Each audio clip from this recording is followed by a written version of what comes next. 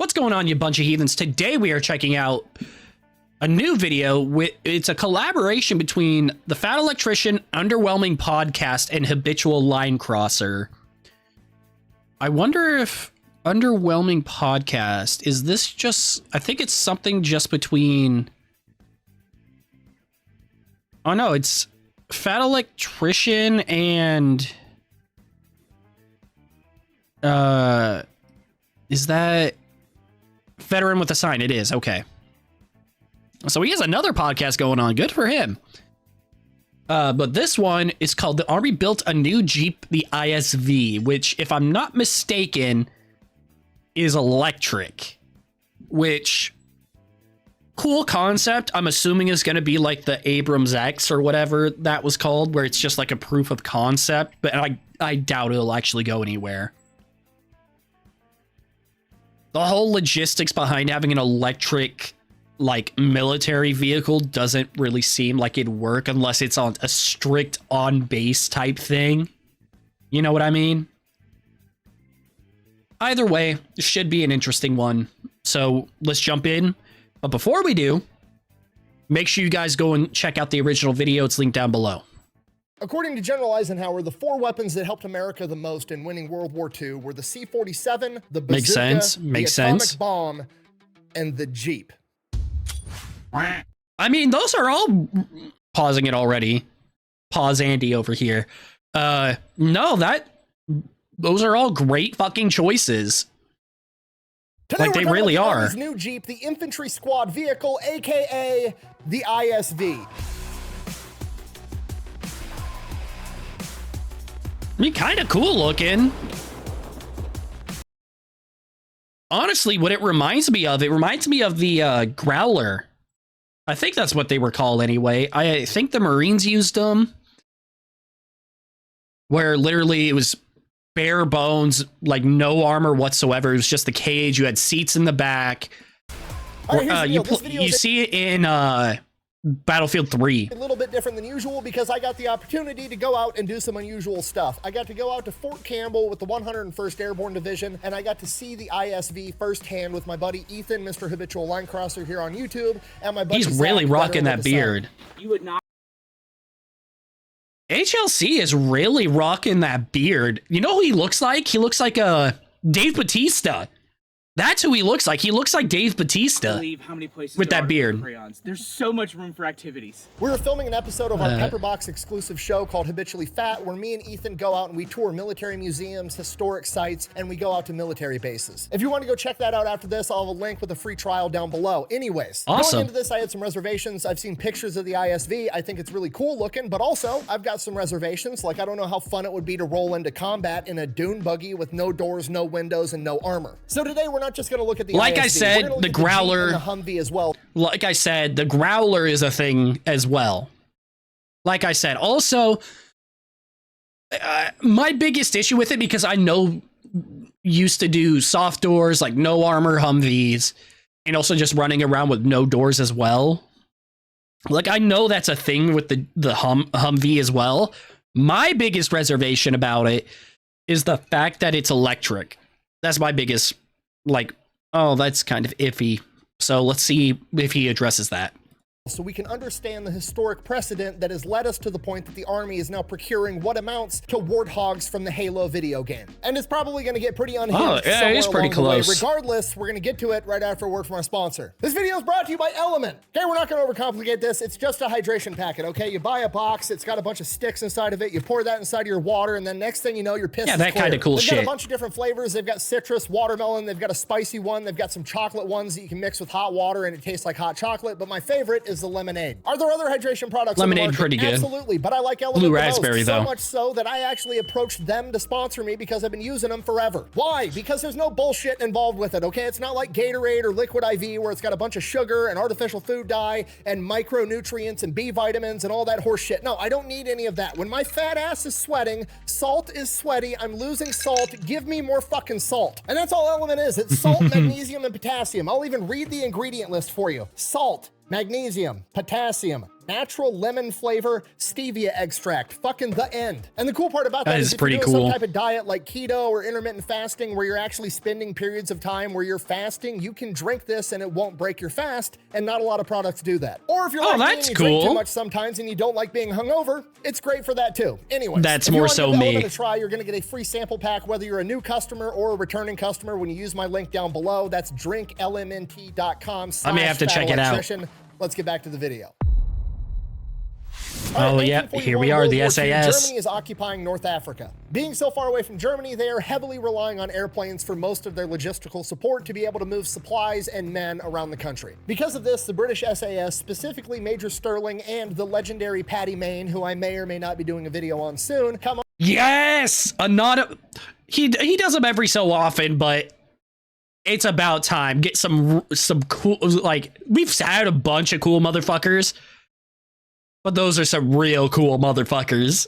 Up with the idea of attacking these German airfields, destroying their planes, thus crippling their logistics. And the first time they attempt to do this, they use the conventional knowledge of the time. They conduct an airborne operation. They drop 64 paratroopers right outside the airfield. The problem with that is everybody knows the conventional knowledge and the conventional tactics, right? Those airfields are covered with anti-aircraft guns, and by the time those airplanes come, the troops jump out, they float to the ground, they get out, the Germans are ready, and they're there to defend. And it was a complete disaster. Yeah, it's not really Out of the stealthy 64 either. men that conducted that raid, only 22 survived. It is at this Oh, point that Major damn. Sterling realizes this isn't going to work. We got to do something different. They need to figure out a new strategy to be able to get inside of these airfields, hit them hard, fast, and be gone before they even know what happened. To do this, they turn to a new American invention, the Jeep, the first ever mass-produced four-wheel drive off-road vehicle. They cover it with machine guns and modify it. to Hell perform yeah, better in the brother. desert. Then the tactic becomes some driving cool shit. quietly at night up to these airfields, identifying where they're at, parking the Jeeps, dismounting, going into the airfields, sneakily planting explosives on a bunch of the planes, going back to the Jeeps, detonating the bombs, and then taking the Jeeps that are covered in machine guns, by the way, driving them straight down the center of the airfield and shooting absolutely everything else that wasn't blown up. Yeah, this might be based on the video that Yarnub did of the SAS when they did what's it called on my channel? I want to say that the SAS did a drive-by in North Africa or something like that. Really good video, and this is very similar to that. What movie is this from, though? Huh. Either way, looks really, like, yeah, that's some cool shit. This is a cool guy shit. Will you stop shooting everything? Then driving right out the other end of the airfield and disappearing into the night. Literally doing drive-bys with Jeeps, but instead of a sideways Glock out of a window, it was twin Vickers machine guns. And this new tactic, like I said, cool guy shit. On a good night, they were able to destroy between 30 and 40 German airplanes. Between 1941 and 1943, they conducted dozens of raids on over 30 German airfields, destroying up to 400 enemy aircraft during that time period, and the Germans started calling Major Sterling the Ghost Major. Like Baba Yaga. This crippled the German logistics and helped lead to the fall of North Africa. And that is just one of many of the incredible contributions that the Jeep made to World War II. So what is the Jeep? Well, in 1939, the American government looked at what was going on over in Europe and kind of figured that there's a war probably on its way. We should start. This is cool. I thought this was going to be in like a style of like some of his older videos when he did videos on like the F-15 and whatnot. That's what I was assuming this video was gonna be more like. No, he's actually doing like a legit, pretty in-depth video on it. That's cool. Ready. One of the most important things they identified that they needed was a light all-terrain vehicle that they could use for scouting operations and general moving soldiers around the battlefield. In World War I, militaries still relied heavily on horses, Model Ts, and motorcycles, and for scouting operations moving into enemy territory, a Model T just wasn't that good to go off-roading in. Neither was a motorcycle. I didn't know they really used the Model T. Logistical strain, because when you dismount, you got to leave somebody with the horses. You got to have a bunch of hay for them. The horses can you get got to sick. feed It was them, just a water them. yeah, they basically, could get wanted a injured. small Like, light yeah. vehicle that could go anywhere and do anything. At this point in time, nothing like this had ever been really created or at least mass-produced at scale, so they contacted 185 different companies to see if they would be interested in making a prototype, and only 3 responded: American Bantam, Willys Overland, and Ford. And the crazy part is the American government didn't just want these companies to build a new vehicle that the world had never seen from the ground up. They wanted a functioning prototype in 49 days. Oh, that's why no one fucking responded. Do the math in your head and say something like the overtime alone will be a nightmare. The overtime alone will be a nightmare. Get started. Which is absolutely crazy to not only design but manufacture a functioning prototype in 49 days, yet one of the 3 companies manages to do it: American Bantam. They create the BRC, the Bantam Reconnaissance Car. It gets delivered 30 minutes before the deadline, goes into testing, and the Army testers said it was one of the best vehicles they had ever tested. Oh, that's cool. Vastly exceeded any expectations they had. So naturally, American Bantam gets the contract, and that's who manufactures Jeep today. No, I'm just kidding. I was gonna say, that ain't how it works. We've been down this road before. Apparently, the contract was to develop a functioning prototype, meaning the Army now owns that prototype and they can do whatever the fuck they want with it. And American Bantam was a small company that wasn't going to be able to mass produce at scale, so they actually take the plans for the Bantam car and give it to Ford and Willys as well, and all 3 of them start manufacturing this new vehicle. And naturally, because Ford and Willys were much bigger companies than American Bantam, they ended up producing way more, and Bantam kind of ended up producing the trailers more so than the Jeeps themselves. That's a kick in the fucking teeth. That's a real kick in the teeth. Like, yeah, we know you made it, but like, I get why they did it, but that's such a kick in the fucking teeth.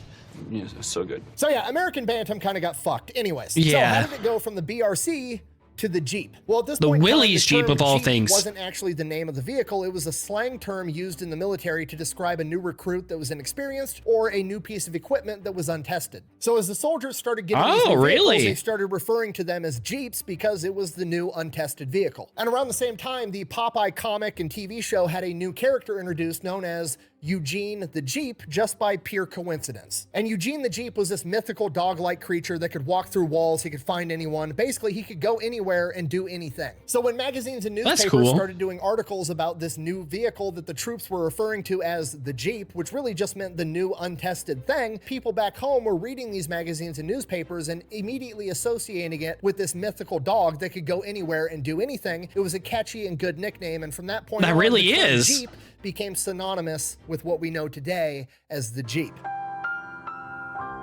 Now, as America and the Jeep entered World War II, I do know the first that. time a Jeep was commandeered by the Germans, they showed it to a German general, and the generals and other officers were laughing at it. They couldn't believe that the great American military was fielding such a small, feeble, unarmored piece of equipment. What they didn't realize was this was not for frontline combat. This was for logistical support. This was for moving communications wire. This was for transporting troops, transporting the wounded, towing artillery, being able to move everything on the back end, and they didn't know that America was about to produce 650,000 of them over the— You know, honestly, the fucking, like, best thing America's known for is, like, really fucking good at doing, you know?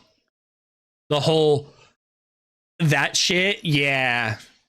The course of World War II. We're that That's good. almost 15,000 Jeeps being made every single month. That's almost 500 Jeeps a day. That's like 20 Jeeps an hour every fucking hour for all of World War II. And what most people don't realize about the Germans in World War II is they still relied heavily on horses for their logistics. During World War II, I didn't know that. The German military was using 2.7 million horses to transport troops and supplies. The common zeitgeist and conventional knowledge out there in the world is that, oh, the Germans, all their technology was better. America was just so much bigger, they couldn't help it. And there's some truth to that. Like, yeah, a German tank might have been better than a Sherman tank, and German trucks might have been better than the American Jeep, but the cost of being better meant that they were only able to produce a very small few. So, would you rather— Also, a big fucking thing, they broke down a lot.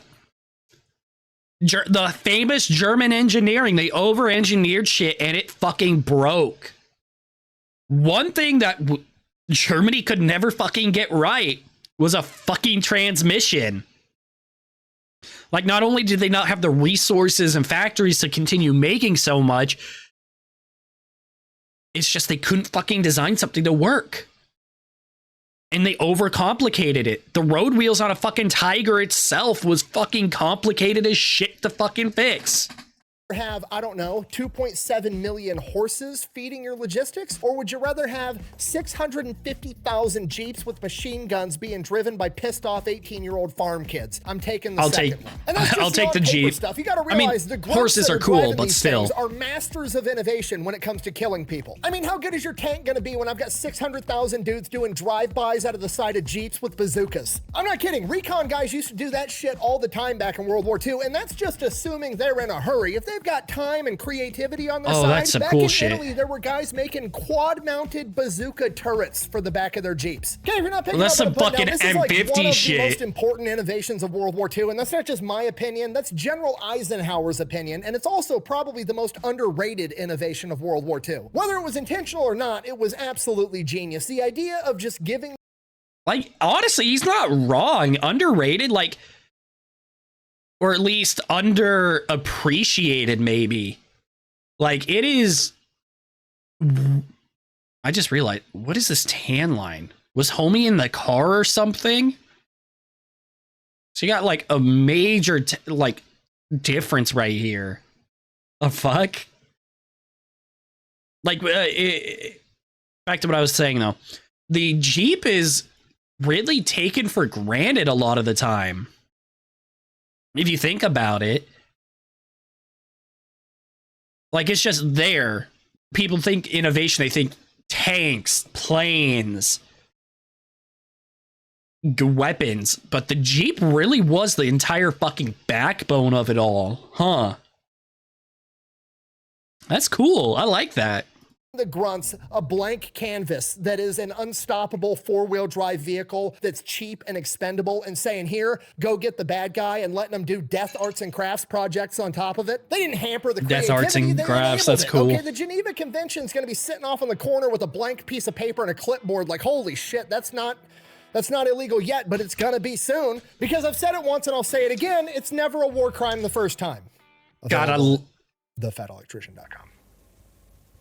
Hell yeah, I mean, it's only going to get yeah. worse, too. I mean, after World War II, we literally had the Davy Crockett where they stuck a recoilless rifle, basically a big bazooka for all intents and purposes, and then mounted an atomic bomb to the end of it. So yeah, the big takeaway from the Jeep is make it mass producible, make it fast, make it cheap, make it four-wheel drive, and make it a blank canvas. Davy so Crockett the is grunts can fucking get creative amazing. with it. So the Jeep goes on to serve for like 5 days. I completely forgot that we were doing a video about the ISV. I thought this entire thing was just on the Jeep.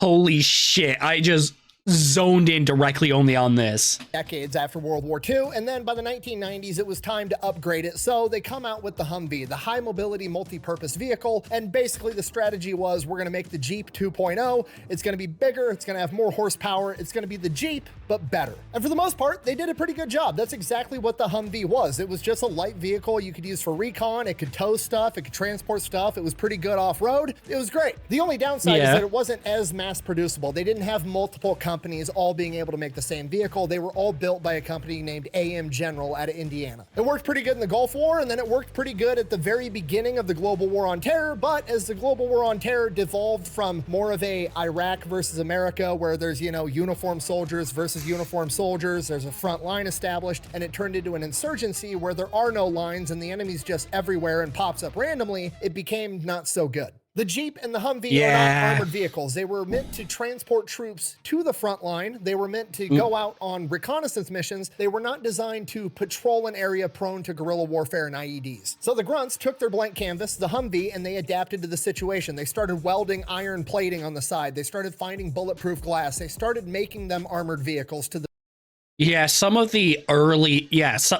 just here, Mad Max, one of the older ones, they really DIY'd this shit to make it as safe as possible as they could for them.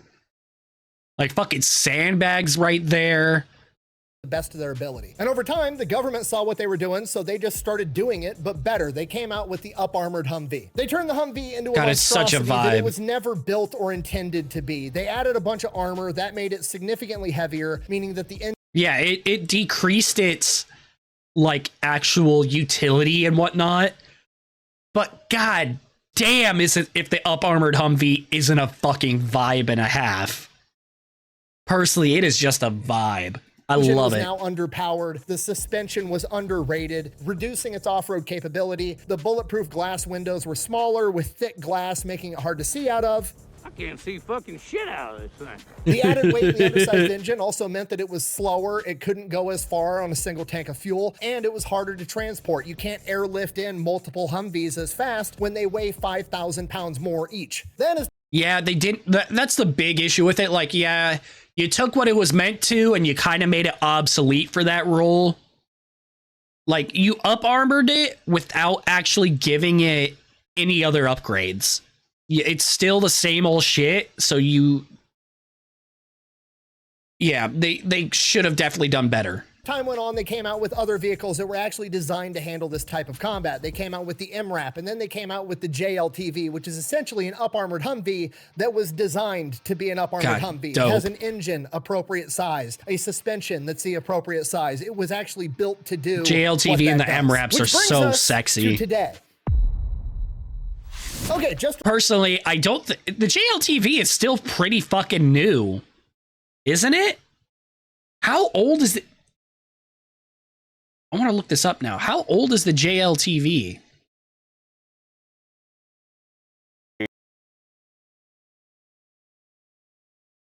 JLTV can't be that old, can it? Oshkosh, yeah, I knew that. Yeah, August of 2015, so it's 10 years old. It isn't that old. It needs to designed in 2011, but won in 2015. And it was the first delivery order was placed in March of 2016. So yeah, it really doesn't need to. I don't think so anyway. Huh. Recap, the military needs mobility. First, the military had horses. The horses turned into Model Ts. The Model Ts turned into Jeeps. The Jeeps turned into Humvees, and then the Humvees got bastardized and turned into a wannabe tank. So now the Army needs a new Jeep. Cue the Army's new program, the ISV, the Infantry Squad Vehicle, basically a Mad Max style dune buggy. And as I said earlier, originally I had my doubts on this vehicle, but after going out to Fort Campbell and getting hands-on experience with this thing and researching into the historical Of course, he's fucking picking his nose. And I said it before. Oh, great. Now I got to look this up. Let me pull this back up. Whatever happened to the Growler? USMC Growler. The M1161 Growler. ITV-LSV.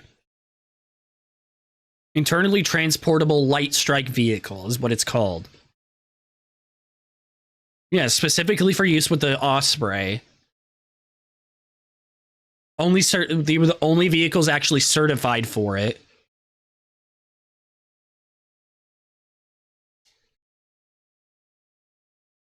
Yeah, it took over duties for the Jeep. And whatever the hell that is.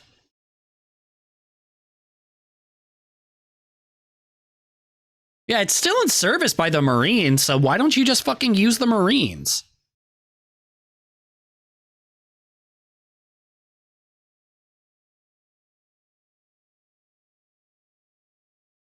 Like, you could definitely...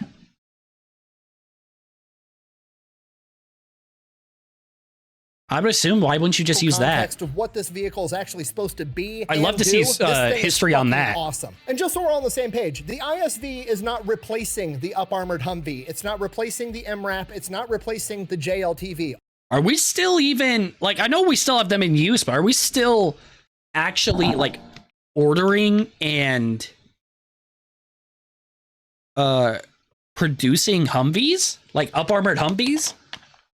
I don't see the point in it when we could just... Why wouldn't we just order JLTVs? all of those are staying in the capacity that they're in. This is not going to be the primary vehicle for mechanized infantry. This vehicle is truly the Jeep 2.0. It is a logistical asset to move stuff and to move people. To move people, we've got the ISV, the Infantry Squad Vehicle, that can seat 9 guys, aka an entire rifle squad. To move stuff, we have the Infantry Utility Vehicle, which can seat 4 guys and has a fucking truck bed. And when it is used in missions on the battlefield, it's not going to be used instead of an armored Humvee. It's going to be used instead of walking. Missions where the scope of the mission is to insert guys via helicopter, then they have to walk 10 to 15 miles to the objective and then get eyes on the target. Instead of that, now they're going to insert these guys with a helicopter. 2 ISVs fit inside of a fucking Chinook. They're going to drive dune buggies out the back of the helicopter, drive 8 miles to the objective, throw a camo net over the ISV, and then walk the last 2 miles. I can't stress to you enough what an advantage this is over walking, because now they're going to be able to bring in more shit. So it's kind of like the,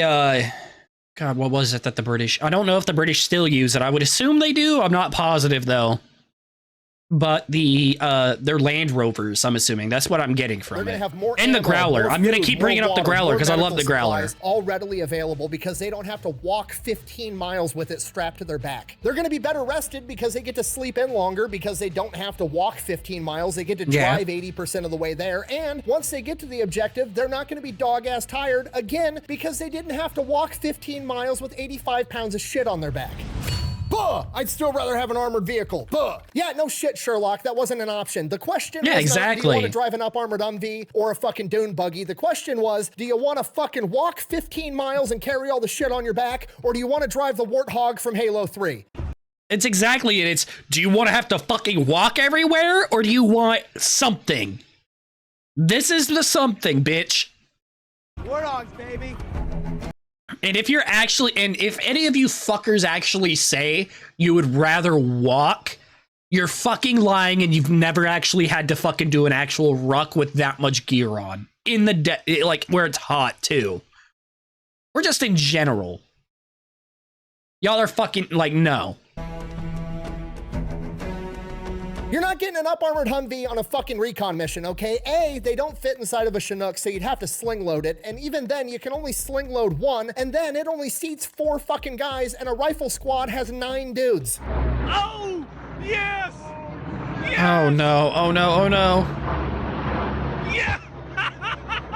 Oh, someone just got court-martialed. You can fit 2 of inside of a Chinook, and each one of them seats 9 guys. You can bring 17 other motherfuckers with you inside of the Mad Max Dune buggy. Okay, don't get me wrong, I understand the logic. We had the original Humvee, and then we had to up-armor it and turn it into a wannabe tank, so why are we going back to an original Humvee? Okay, you can't fall into the fallacy of preparing for the last war. It never works. No, France, it doesn't. in World War II, they prepared for the last war. France wasn't defenseless. They weren't not ready for the Germans. They had all their troops evenly lined up along the entire French border, ready to fight a World War I style battle because they prepared for the last war. Germany rolled up with tanks and the Blitzkrieg punched right through their line and then went straight into their capitals and took over the entire country. You can never prepare for the last war because war changes so fast. Imagine telling... I don't remember what it is, but I'm pretty sure there's a quote where it's just like, you always have to, I don't remember what it was from, but it's something along the lines of you always have to prepare for the next war, which is what he's getting at. Was it a Call of Duty quote? It might have been. I don't remember, but it's like prepare for the next war, not the last, or something like that. An Iraq or an Afghanistan veteran, oh hey, in 10 years, Russia and Ukraine are going to be in a war, and they're going to have these things called drones. Long story short, the IEDs, they're going to fly. I'm sorry. You said they're in the air now. You're kidding, right? Because it was already impossible to find them when they were in the ground. They were in the ground. Everyone says to look for trash. Spoiler alert, the whole country's full of trash. It's bad. Like, you couldn't find anything. Oh, that's... It was impossible to find. Now they're airborne. That's got to be a new nightmare that I don't want to understand. And on top of that, there's only one thing that can make this worse. One thing. If we... Man-made horrors beyond my recognition. Like, that's... I never really thought about it that way. Like, it's like, yeah, it's drones. No, they're flying IEDs. We already had an issue fucking finding them. Oh, look for trash. Well, the fucking country's covered in trash. Damn, I never really thought about that. put them on top of sharks with laser beams on their heads. That way they can have land, sea, and air. I mean, it's too much, really.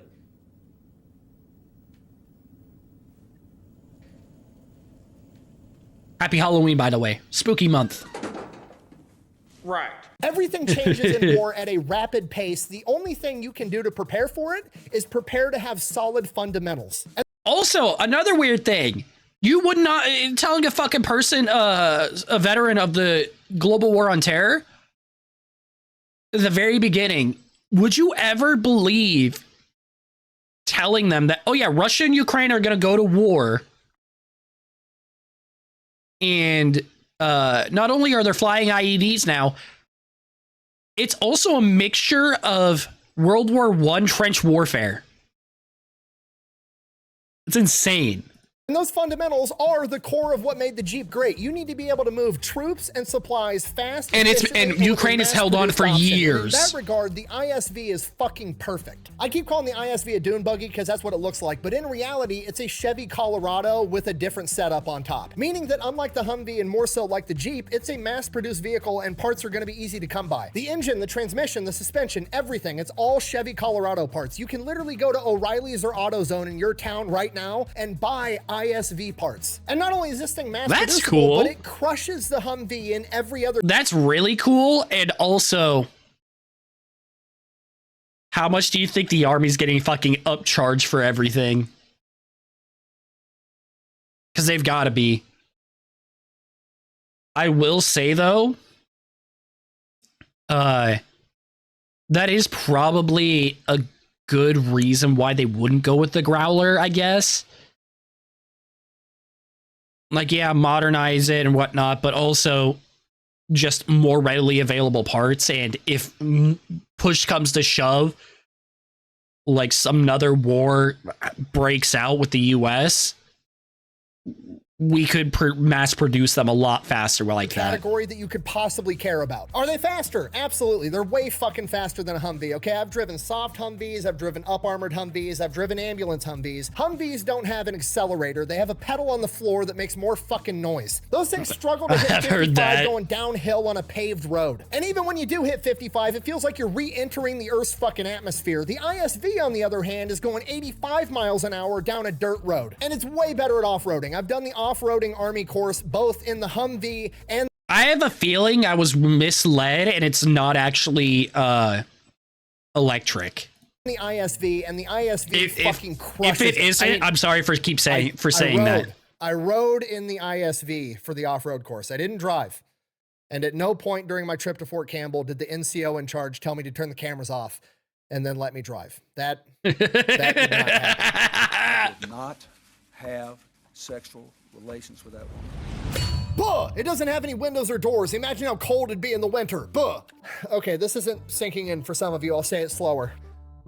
Motherfucker, the options are, do you want to walk 15 miles in the snow in winter? Or do you want to take the Warthog from Halo 3? Those are the fucking options. Anybody with a brain is taking the Warthog. And it doesn't have a full front windshield for multiple reasons. One, you're not going to have glare if you're using night vision at night. Two, you're not going to have mud and shit getting flung up on the window waiting for the windshield wipers to work. And you could shoot out of it. Three, so you can shoot out the fucking front. There it is. Every car chase action movie ever, first thing that happens, window gets shattered, good guy has to push the window out of the car to be able to return fire or to see to drive. We're just going to eliminate that situation right out of the gate. Now, fair criticism, why the fuck isn't there a turret on the top? And to be fair, I agree, that would look dope as shit. However, then it wouldn't fit as well inside of the helicopters, so they compromised and they put swivel mounts on either side so that the gunners for the 240 and the... I'm sorry. You're fucking smoking something if you don't think that they will people will, you know, jerry rig some shit. Like, keep it fitting, but then once you land it and drive it out, you pop that bitch on top. Wouldn't surprise me. Can mount their machine guns out the side, which made me ask the 101st Airborne one simple question. I don't know if it's changed your training at all. Like, you know, in a Humvee, You I got pull this. up Is into there a drive-by course? Oh goddamn. Now, on the record, I kind of received no comment to that question, but could you imagine how awesome that would be, having an expert marksmanship badge for drive-bys? So you're telling me there's a chance? So just so we're all on the same page up Yeah. until this point, it's mass producible, it's faster, it carries more people, you can fit more of them on a helicopter, and it's better at off-roading. And the 6th bullet point, holy shit, is it significantly quieter than a Humvee. Like, you can stand next to the ISV and have a normal conversation at a normal talking voice and completely hear each other. A Humvee you can hear from 150 fucking yards away. So you can already hear it from here. It's louder from here than that is standing next to it, but I guess we'll just walk closer. You can hear how fucking loud. That's insane. So, significantly louder. If you hear that, democracy's on its way. The Humvee's rocking a 190 horsepower V8, and the ISV is rocking a 186 horsepower 4-cylinder turbo diesel Duramax. So much torque. Okay, I stand corrected. I could have sworn that. I must be thinking of something else then. I must be thinking of something else that they fucking wanted to replace with electric. I'm a fucking idiot. Ignore everything I fucking said before. The chassis twisted coming off the line. Now, I asked about miles per gallon on the Humvee versus the ISV. I was told that the ISV is significantly better. However, giving me the official stat on what the gas mileage is was classified information, because then, you know, the enemy could make plans around, you know, how far the ISV can travel, blah, blah, blah, blah, blah. Yeah, it makes sense. Translation, the military doesn't have to abide by EPA emissions regulations, and they don't want you to know that this thing probably gets like 70 miles to the gallon. I was also told That's by pretty several dope. GM technicians, aka mechanics, that not having all the EPA emissions bullshit inside of this vehicle makes the engine way more reliable. And the best part, it's cheaper. A brand new Humvee, a soft shell Humvee, not an up armored Humvee, a soft Humvee. The direct comparison to what this vehicle is supposed to be is $233,000 brand new. This thing is Okay, see, so it's definitely cheaper than the Growler then. Because the Growler, from what Wikipedia stats, is about $400,000. $153,000. Don't get me wrong, 153 grand's a shit ton of money, but when we're talking about DOD money, it's fucking pocket change. It's literally That really nothing. A is. single Javelin missile is like $200,000, and you're getting this dune buggy for 153.